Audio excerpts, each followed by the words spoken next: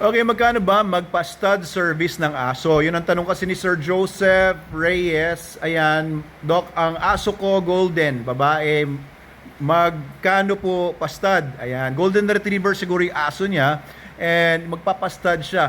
Ngayon ang tanong, magkano ba talaga ang tamang rate no sa papastud sa aso?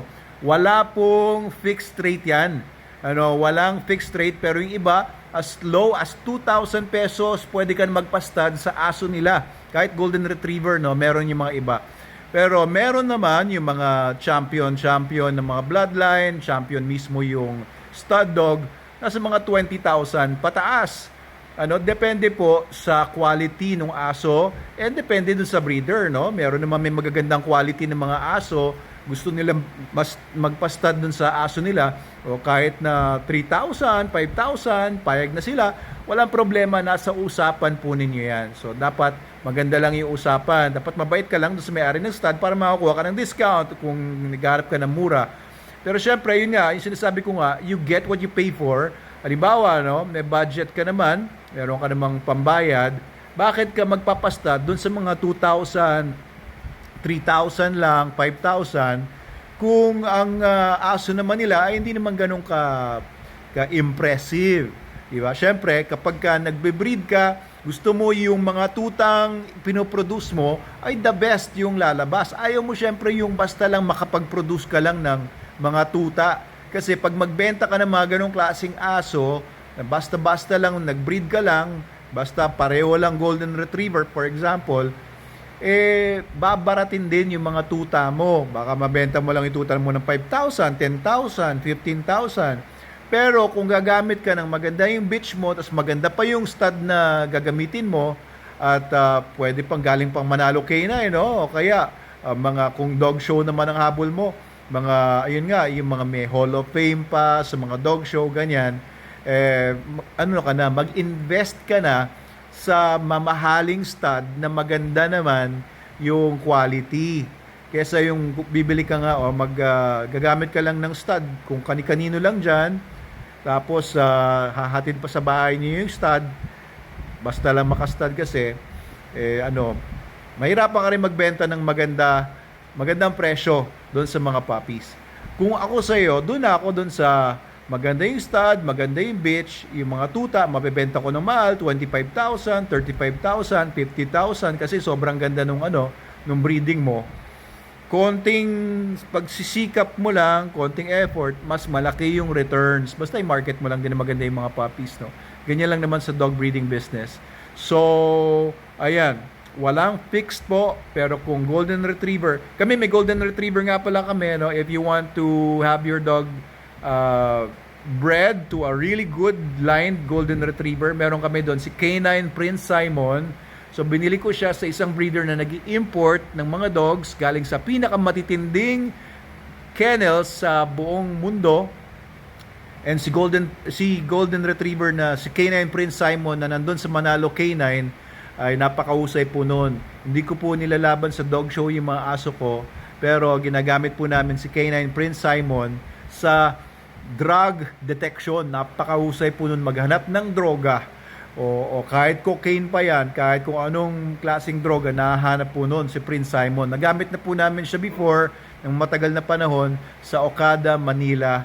Ayan, nung kami ay nagde-deploy ng mga dogs doon. We've been deploying dogs sa Okada, Manila for 6 years.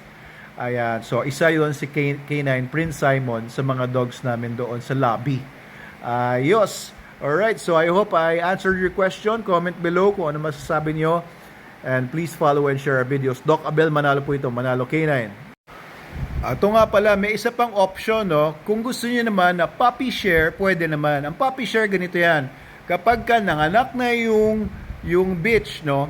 Wala ka munang tatanggaping pera, pero pag manganak na, kukuha ka ng isang tuta or dalawang tuta, depende sa usapan ninyo. Pwede rin kalahati. Gusto niyo maghati, hindi naman importante sa kanya na magkaroon siya ng maraming tuta, no? Yung nagbe-breed, pwede naman kayo maghati. Depende ngayon sa usapan. Walang fixed usapan diyan. Maganda, gawin nyo, lagay nyo sa papel, no? May kontrata kayo para pagdating ng mga tuta at cute na cute yung mga tuta, hindi isipin ng breeder na itago ko nga ito, di ba? Dahil meron siyang pinirmahang kontrata o kaya bigla na lang, hindi, magbabayad na lang ako, pera na lang. Mahirap na gano'n yung mga usapan, no? May mga nangyayari mga ganyan. Nangyari na po sa akin yan. May mga nagpa-breed sa akin sa mga dogs ko. Tapos tinatago yung mga tuta. Wala daw. Pero sabi ng kapitbahay, nanganak daw. Hey, bad trip. Diba? Pagka ganun yung kausap mo, huwag ka na makipag-ugnayan doon sa taong ganun kasi masamang kausap yon. At pag sa akin kasi pagdating sa business ganun, ay ekis na sa akin yung mga ganun kausap. Alright, so sa Manalo Canine, no, we have Belgian Malinois Studs, Dutch Shepherds, Golden Retrievers nga, Labrador, Jack Russell Terrier, meron kaming Pitbull, iba-iba. Meron kaming Rottweiler. Pwede kayong magpa-stud sa mga dogs namin ng puppy share.